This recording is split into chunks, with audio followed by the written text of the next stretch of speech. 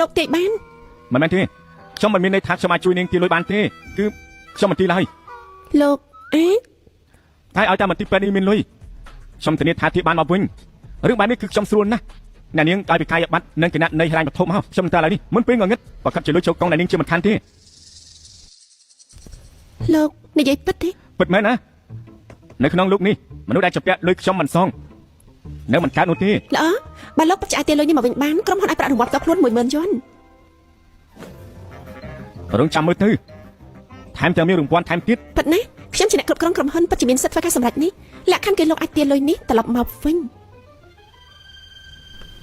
ចៅឲ្យមន្ទីរពេទ្យនោះមិនធម្មតាទេគេតាក់ទងជាមួយក្រុមក្រំដូចជាច្រើនរឿងប៉ះទង្គិចជាមួយគ្រូពេទ្យទាំងនោះសិតតែក្រុមម៉ាហ្វៀជួយគេដោះស្រាយជំពាក់បំណុលសងលុយជារឿងធម្មតាទេមិនឲ្យលុយខ្ញុំនឹងពីគេខ្ញុំមិនជឿហេតុផល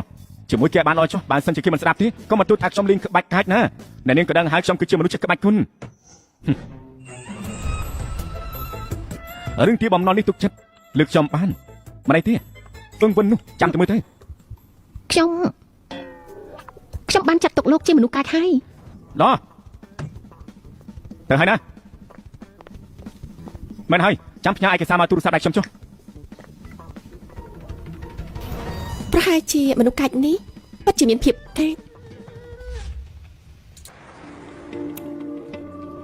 ចូលដំណឹងទៅឲ្យប្រធានគ្រប់ផ្នែកទាំងអស់មកការិយាល័យនៅម៉ោង 10ខ្ញុំនិយាយ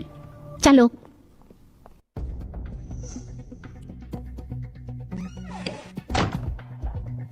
អាយ៉ាលោកប៉ៃសុខសប្បាយទេណែណាហើយខ្ញុំមកពីក្រុមហ៊ុនខាងគឺមករកលោកដើម្បីគិតលុយអីយ៉ាមិនតាន់ពេលខ្ញុំមានការប្រជុំចាំពេលក្រោយទៅចាំលោកមកទៀតអាយ៉ាកុំអីលោកប៉ៃកុំអីលោកគិតលុយរួចហើយទៅប្រជុំកម្មបញ្ជាដែរជួនដំណឹងទៅហិរញ្ញវត្ថុទៅរឿងទូចតាចទេណាចៅមកសៀតឯងនិយាយស្រួលពេកហើយរាប់លានមិនមែនឯងគិតថាគិតលុយគឺគិតលុយឯងគិតអីហ៎ឲ្យខ្ញុំមើលឯងមកពីណាក៏ត្រឡប់ទៅទីនោះទៅអាឡាអត់ឯងចង់មានន័យថាម៉េចលោកប៉ៃបើថ្ងៃនេះលោកមិនគិតលុយទេលោកមិនអាចចេញពីទ្វារនៅក្នុងអ៊ីហ្វិសលោកបាននោះទេហ៎ឯងមិនដឹងទេហ៊ានមកលេងក្បាច់កាចជាមួយយើងផងហើយលើយើងដើរចេញទៅឯងហ៊ានសាក់មើលទៅ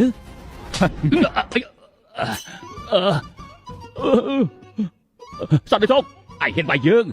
ថ្ងៃនេះមិនចាត់ការឯងយើងមិនបិទតកោបៃទេជួយផងមានគេវាយខ្ញុំលោកមានរឿងអីអ្នកណាបង្កបញ្ហាវាវាយខ្ញុំវាវាយខ្ញុំវាយវាឲ្យស្លាប់ខ្ញុំទទួលខុសត្រូវបាទ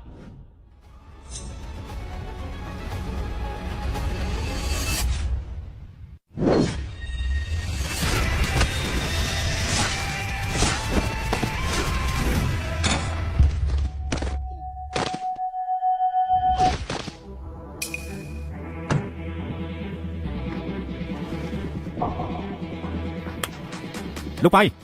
នេះគឺជាឯកសារដើមអើយលោកប៉ៃរកមនុស្សដែលពូកែវាយប៉ុន្មានអ្នកនេះគឺមិនគ្រប់គ្រាន់នោះទេមិនពូកែសោះអាក្មេងឯកុំអួតចាំតែមើលទៅអាឡូបងហុងខ្ញុំបាយហុង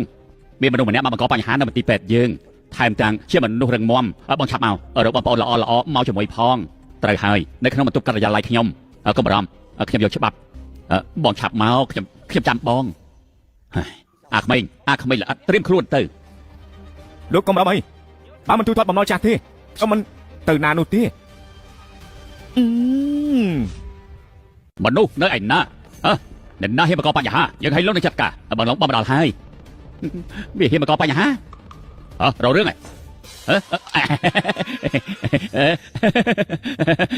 លោកបងឡងកើតអីមកមន្ទីរពេទ្យមានបញ្ហាអីទេលោកគ្រូທາງខ្ញុំមិនដឹងថាជាលោកទោះបីខ្ញុំដឹងថាជាលោកទោះបីបាយខ្ញុំស្លាប់ក៏ខ្ញុំហ៊ានមកដែរពួកបងមិនផ្លាស់ប្ដូរយ៉ាងនេះហុយមែនហើយលោកប៉ៃនេះ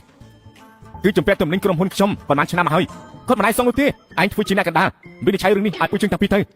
តើបានដែរទេណែណាបងខ្ញុំ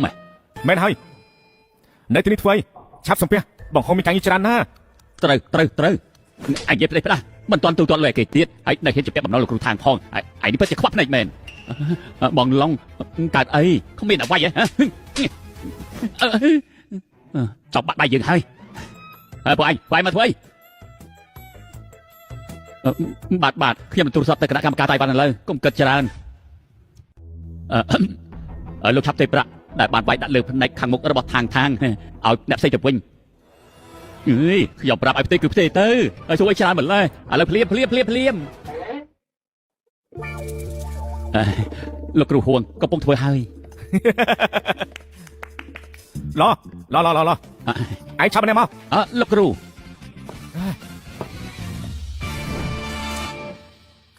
chămไปปีนี้ต่อเตยชุบปีทบสนับคณีติด บาดครู เพื่อจะประกันสุจริตมันล้อเตย บาด มันนึกชมรกรมสันติสังวิทย์เตยมันอดคลีนที่ทำเมนที่ บาดลูกครูบังเรียนตรึพวกยื้อแต่ไทยมกชบ้าเฉยทวายชีวกรรมสุจริตหรือใบการสุจริต ทำจังไงใครมุกกับเอาคลีทิศมันที่เป็ดคือการช่วยสังคุยชีวิตมนุษย์ถือบอลไหนครูไหนคลาดเตยตาลอไหนที่ ตรึละอ๋อลงใหญ่ตรึเตยประเอาลูกไอ้เลิงนี่อะโลขยับดังไงละอ๋อ bạn khi mình cài tiếng trong tay hơi chụp lên hay nè ลูกครูทางแต่ได้สวัสดิภาพลูกครูห่วงมันจูนตีแต่ได้สวัสดิภาพลูกครูทางแต่ได้สวัสดิภาพตัวเครียดเลยลุย ពេលវេលានេះជាងធានឈុងគួរតែទៅដល់មន្ទីរពេទ្យតុងយ៉ាយូហើយមិនដឹងថាចោះចាក់បានយ៉ាងម៉េចទេអាយ៉ាខលអីពីគេទោះយ៉ាងណាក៏ជាបាសេងមកបែបដុតសេរត់បើមិនបានវិលមកវិញក៏ធម្មតាដែរមិនត្រូវទេក្មេងទំនឹងនោះមានចរិតមិនល្អនឹងមិនវាគ្នាជាមួយគេទេអាយ៉ាខ្ញុំមិនគួរឲ្យគាត់ទៅសោះមិនមែនជាប៉ូលីសទូរស័ព្ទមកទេជាងធានឈុងត្រូវបានចាប់ Hello ជំរាបសួរចាំមិនហើយដំណឹងល្អលុយដែរមន្ទីរពេទ្យចំពាំងទៅតែផ្ទេមកប៉ាត់មែនទេបំណងនោះបច្ចុប្បន្នទូទាត់ហើយប៉ាត់ហើយខ្ញុំទៅតែទៀងទាត់ហើយប៉ាត់មានលំអិតចាំសុំបន្តិចទៀតមិនបាច់ទេការគេបំណងលើកនេះគឺជាស្នាដៃរបស់ផាងធានឈុងផ្នែកសន្តិសុខផ្ដល់រង្វាន់ឲ្យគេ10000ជាន់ក្រៅពីនេះដាក់លុយ3លានជាន់ពីក្នុងប្រាក់ផ្ដល់ឲ្យក្រុមស្រាវជ្រាវមន្ទីរពិសោធន៍ជាថវិកាស្រាវជ្រាវរបស់ពួកគេល្អខ្ញុំនឹងទៅធ្វើឥឡូវនេះមិននឹកស្មានថាក្មេងនេះពិតជាមានសមត្ថភាព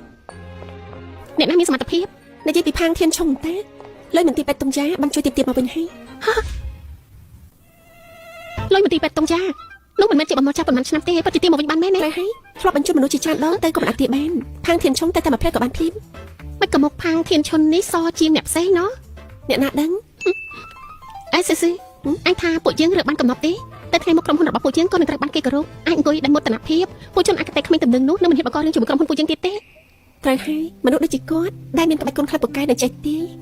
គាត់នឹងព្រមនៅក្រុមហ៊ុនរបស់យើងធ្វើជាសន្តិសុខតូចតាចទេក៏ត្រូវហើយម្យ៉ាងទៀតខ្ញុំបានលើកលែងបំណុលដែលគាត់ជាពាក់ខ្ញុំចុងខែថែមទាំងឲ្យគាត់ប្រាក់រង្វាន់បន្ថែម10000ជាន់ក្នុងរយៈពេលខ្លីគាត់មិនគួរខ្វះលុយទេនោះមិនមែនគាត់នឹងចាក់ចេញពីក្រុមហ៊ុនពួកយើងភ្លាមៗទេតាមទ្រឹស្ដីគឺយ៉ាងនោះតែប្រាក់នេះគឺត្រូវដល់ចុងខែទៅចូលកណនីគាត់រយៈពេលខ្លីនេះគឺគាត់មិនអាចទៅបានទេស៊ឺអញមិនគួរឲ្យរង្វាន់គាត់ទេទោះឲ្យគាត់នៅក្រុមហ៊ុនធ្វើជាសន្តិសុខដែលស្មោះត្រង់មិនល្អទេអីមើលពីអញនិយាយចុះឲ្យសេះរត់តែមិនឲ្យសេះស៊ីស្មែម្យ៉ាងទៀតគាត់ទីបំណុលបានគឺជាស្នាដៃធំសម្រាប់ក្រុមហ៊ុនស៊ឺអញមិនយល់នៃខ្ញុំទេខ្ញុំចង់ឲ្យអញទៅគាត់នៅក្រុមហ៊ុនជារៀងរហូតប្រហែលជាតែថ្ងៃមុខអាចមានប្រយោជន៍ធំភ្លេចទៅមិននិយាយជាមួយអញទៀតទេត្រូវទៅប្រជុំហើយចាំចុះហៅតលេខាលើឯកសារផងខ្ញុំក៏ចង់ទៅផាំងធានឈុងដែរតែត្រូវតែមានហេតុផលសមរម្យ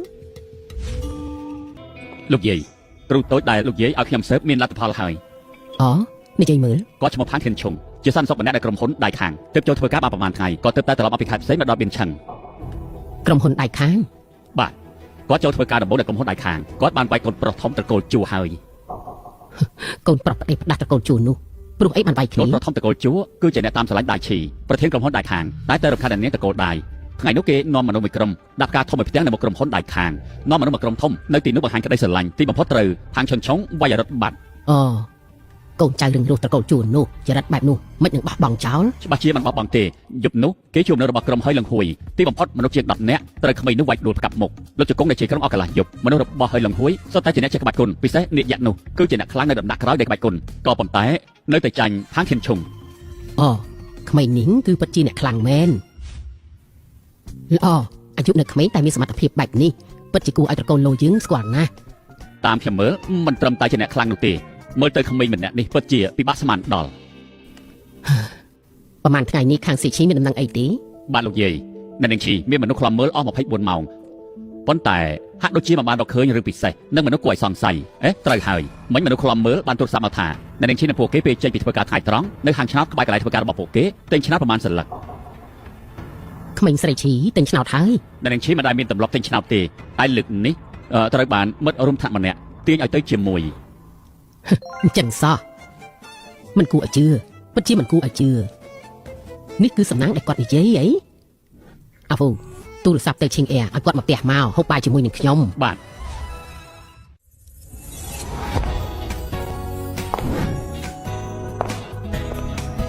លោកយាយ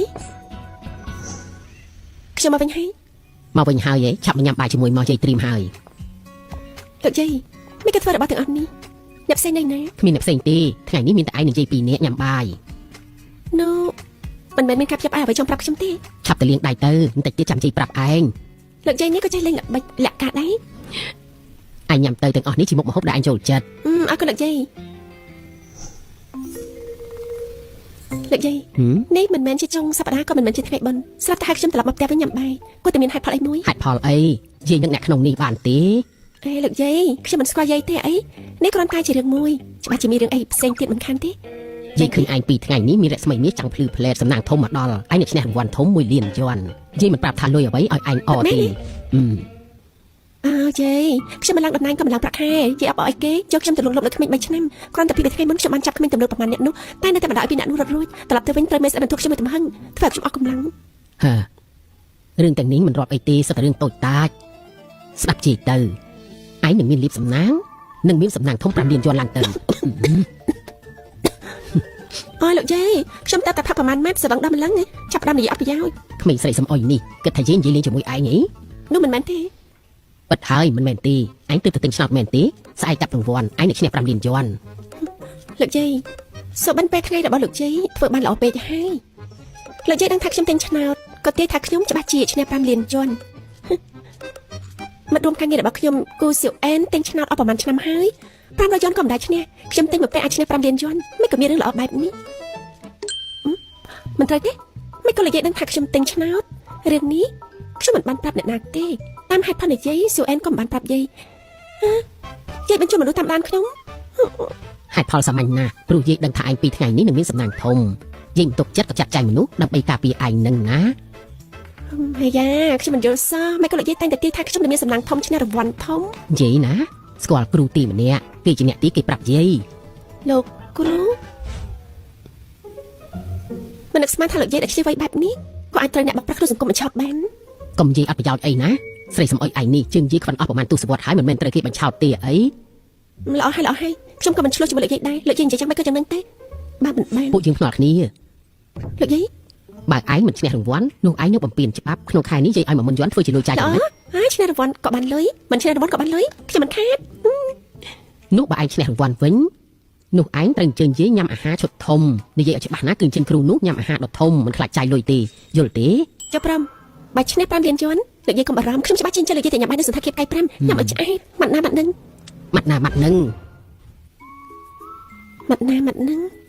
លោកយាយក៏មិនល្ងងមិនមែនខ្ញុំពិតជាអាចឈ្នះរង្វាន់ទេមិនក៏អាចទៅសៀវអែនទិញអស់ដល់ទៅ3 4ឆ្នាំហើយតែរង្វាន់រាប់រយក៏មិនដែរឈ្នះផង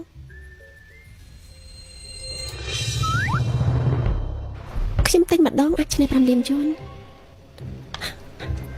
ហើយក្រុមទី2